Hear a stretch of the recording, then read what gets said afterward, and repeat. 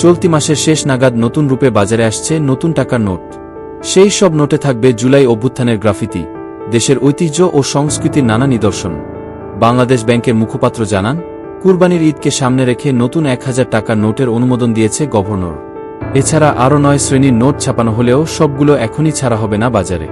বিশ্লেষকরা বলছেন, অর্থনৈতিক সংকট মোকাবিলায় বাজারে বিকল্প হিসেবে মজুদ নোট ছাড়তে পারে কেন্দ্রীয় ব্যাংক। বর্তমান বাজারে নতুন নোটের সংকট দেখা দিয়েছে। বেড়েছে ছেঁড়াফাটা নোটের সংখ্যা। ফলে অনেকেই পুরনো কিংবা ছেঁড়াফাটা নোট পরিবর্তন করছেন রাজধানীর গুলিস্তান ও মতিঝিল থেকে। বাড়তি টাকায় এসব নোট পাল্টাতে গিয়ে আর্থিক ক্ষতি হচ্ছে গ্রাহকদের। যদিও ব্যাংকগুলোর ভল্টে পুরনো নকশার নতুন টাকা মজুদ রয়েছে প্রায় 15,000 কোটি, তবে বাংলাদেশ ব্যাংকের নির্দেশনায় সেগুলো বিতরণ বন্ধ রয়েছে।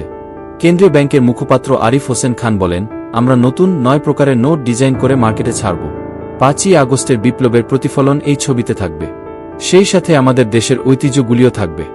2 থেকে 1000 টাকা পর্যন্ত টোটাল 9 ধরনের নোট ছাপাতে সময় লাগবে 18 মাস।